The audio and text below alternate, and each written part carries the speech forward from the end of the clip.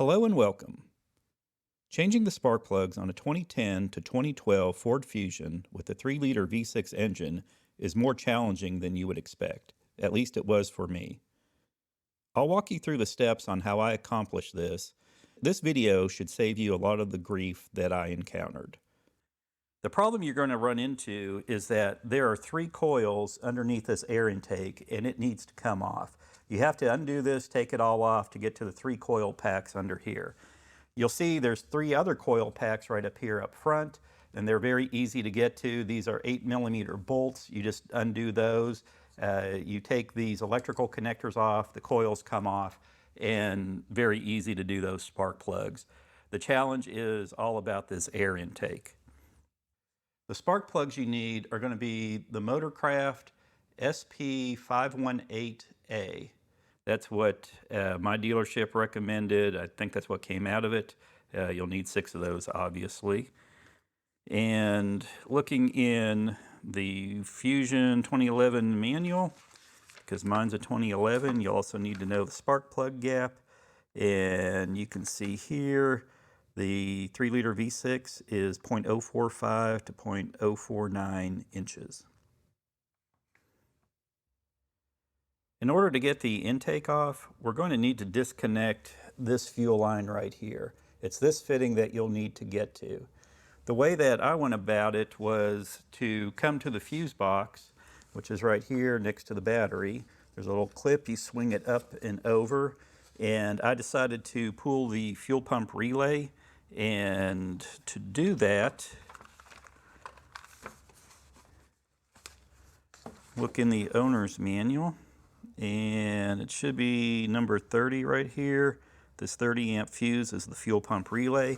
The reason I'm pulling the fuel pump relay is I want to release the pressure on the fuel line. And number 30 is this second one over right here on the second row up. And that is that pink one right there. My finger's on top of. The way I went about it, so what I did was I got, I think, needle nose pliers, kind of squeezed each end of it, pulled it up, and took the fuse out of there. And then I got in the driver's seat, put the key in the ignition, and I cranked it a few times to let it to try to start. The reason I did this was the car won't start because the fuel pump's not running. The injector should open to release some of the pressure on the fuel line so the fuel won't squirt everywhere when you take that connection off. It worked for me. You do it how you want, but that's what I did. The next thing I did was to remove the battery. You're going to need to remove the battery because you need to get access down in here. There's a bracket that's very difficult to get to. That's really the biggest challenge on this whole thing. So you take the battery out. You should, it's pretty straightforward. Take the clamps off. I think there's a bolt down there, kind of a hold down bolt, and then you want to remove that. Once you've done that, you want to come over and we're going to disconnect the fuel line. And you're going to need a fuel line disconnect tool. And I bought this little one off of Amazon. I'll show you the part number. And it's a very simple tool. I think this one was like $7. There's other ones out there. But what you're going to do is find the right size on this. You're going to slide it down over the lower part of the fuel rail, and then you'll push it up into this fitting. And all you have to do is push it up in there, and then with 2 hands, this top fitting is going to slide up and away. There's also some strain reliefs up here. You probably want to disconnect those, let the fuel hose move freely. And I didn't have any squirting fuel, any problems, but I got, I think, like a plastic cup and just kind of held it under there to catch any dribbling fuel. There was minimal.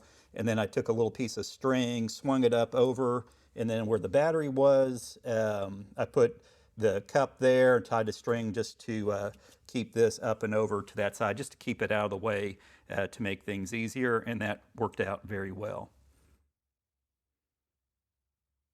Now, after you've removed the battery, you want to loosen this clamp to the throttle body. take this clamp off, unscrew that, and you want to pull the hose from the air cleaner box, the tube that runs there, and you want to pull that back. All this part here can stay, and then the throttle body is going to stay attached to the entire intake. You just need to split it right there where this clamp is. And then after you do that, you want to disconnect some electrical connectors. You can see in here, there's this one with the red tab. I think that red clip actually comes totally out. You pull it out, you don't want to drop it or lose it. You take that electrical connector out, and then there's a couple more back in here, a little hard to see. Okay, this one here, this 2-wire one, I think is the evap solenoid. I think all you do is squeeze the little tab on the left side. I think you just pinch it, squeeze it, and pull it up. Mine actually broke, and I had to buy a whole new pigtail here. They don't sell the connector by itself, so be careful with that. You take that up and out. And then there's this round one, and you can see it's got kind of a semicircle, kind of a light greenish semicircle clip on it down there. That clip just kind of pops out, and I'll show you what that looked like when I had it apart. It stays attached, but it just pops out. So you want to pull all those connectors out of the way. Now those electrical connectors are going to stay there, and when you do eventually get this intake off and you want to take it off, you have to kind of, these all stay here, you have to kind of snake them in this little nook here back and forth. You have to be a little careful with them, but they'll all stay there. You'll need to disconnect this hose right here, get some pliers, squeeze that clamp, slide it back, and then you need to, I think I took like a little screwdriver, just tried to break it free from that connection right there. And you just want to work that hose apart to get this separated right there. You need to pull that apart. And then down in here is the EGR solenoid. And this is where we get into the tricky part. There's a couple of bolts, I think they're 10 millimeter on that EGR. There's one right there. There's a further one back toward the firewall. I can't really see it too well from this angle, but it is there. You'll see it when I show the video of what everything looked like apart. There's also, you take the electrical connector off. There's also a gasket for the EGR right there. It was only $3 or $4 at the dealership, so I went and got a new gasket and replaced that while I was at it. So one of the things I had trouble with, and I never found a good solution, there's a couple places where you have some strain reliefs on the wire harnesses, and they have like little push-in tabs that go through a hole in a bracket, and you have to pop them out to get access. And let's see if I can get in there. So back in there, you'll see, let's see if I can get it. So you'll see if that shows up, there's a little black tab, and it should push through back into a hole going over to the left from your, as you're looking at it. I couldn't get that back in there. I couldn't figure out how to do it. You kind of mess it up as you push it out from the backside when you start getting some of this apart. So good luck on that. If anyone's got a solution, I'd like to know, because I don't like leaving that undone, but I couldn't get it. I'll show you a picture of what the intake looks like off the vehicle with the bracket that holds it down attached to it. There's 2 upper bolts on the bracket and 1 lower bolt. The picture only shows 1 upper bolt attached. I was taking the bracket on and off of the intake, trying to figure out which way I wanted to put it back together. There should be 2 upper bolts on that bracket as that's shown. And that bracket, now that you see back on the engine, it's tucked down up under there, that little nook past the transmission dipstick. And it's also down beneath this EGR solenoid. And that is what you really have to try to get access to. You can either take the 2 upper bolts off or the 1 lower bolt to make everything come free. I didn't see how to do the upper bolts. I went for the 1 lower bolt. even then it's very difficult to get to. I had to put some extensions on my socket set and also use one of the swivel universal joints to make it reach appropriately. I was also concerned that I would drop the bolt as I took it off down into the engine, and it was very hard to get it started back into the hole. It's just a tight place to put my hands. Here's a shot looking down into where the bracket attaches to. I'll highlight where the bolt goes for the bottom bracket. At least this is where I remember it going. You can see it's very far down there and not easy to get to. Now I'm going to come over on the passenger side of the engine and show what has to be done on the back side of the air intake. You'll see first off is this electrical connector has to come off, and notice that there's a strain relief down there. That little white clip with the hole in it used to have a little metal or a little plastic peg in it that went to one of those holes down there that you can see. It broke off. I had a few strain relief problems doing this, and that was one of them. There doesn't seem to really be tension on that harness, so I don't think that one's really a big deal. And then further back on the side, here's a second hose where you're going to have to take pliers, take that clamp, slide it back to the left towards the firewall. And then it took quite a bit of working just trying to break that hose free from the intake. Again, my way is taking a little flat-bladed screwdriver, trying not to tear up the hose, but to break it free off of there. And then once you have that done, there's 8mm bolts for the air intake. And these are easy to do. A couple right here on the side there. And then you see one up here on top. And then another one down along the front. So you've got 4 that are kind of along the front there. And then up over here, you see that second one on the side. Those all come off, very easy to do.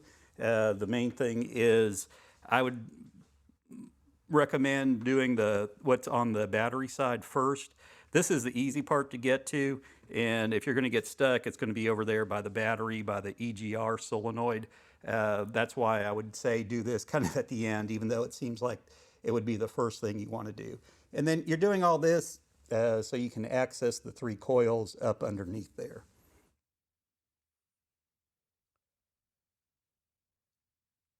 Once you've gotten the bolt off of the bracket, you should be able to lift the intake up and off of the engine. It will expose the openings for the cylinders. You'll want to be sure to cover it up with either a towel or plastic or something to keep any debris or foreign objects from getting down into your engine.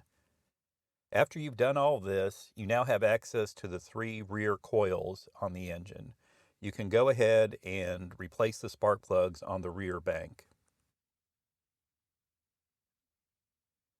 Now here are some pictures with everything disassembled.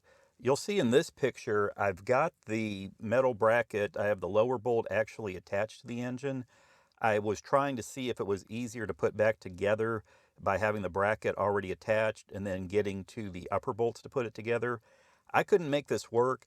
This is just for you to see the orientation where the bracket goes, how to get to it.